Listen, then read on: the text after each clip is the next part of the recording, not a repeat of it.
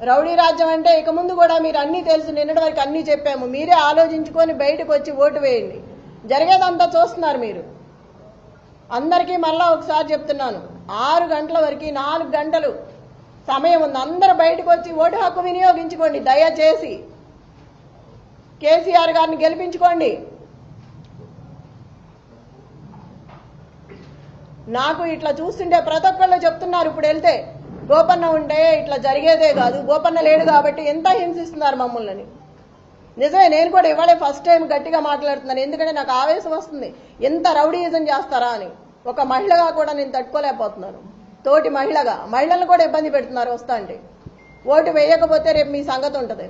నన్ను బెదిరించాడా ఆ నల్లగా ఉన్నాడు, ఏం పేరు, నవీన్ యాదవ్ మనిషి, ఆ 150 మందిలో ఉన్నాడు. రేపు చెప్తాను ఈ సంగతి అంటున్నాడు. నన్నే బెదిరిస్తున్నాడు, రేపు చూస్తాను ఈ సంగతి ఏందో అని. ఎంత అరాచకమా! ఏడిస్తే ఏడిసానంటారు, నవ్వితే నవ్వానంటారు. ఏంది పిచ్చి గొడవలన్నీ? బాధ రాదా మనిషి అన్నాక? అడిగితే అడిగామంటున్నారు. మీరందరూ కూడా చూస్తున్నారు కదా, మార్నింగ్ నుంచి అందరూ వచ్చారు కదా, తీసుకున్నారు, జరిగిందంతా చూస్తున్నారు.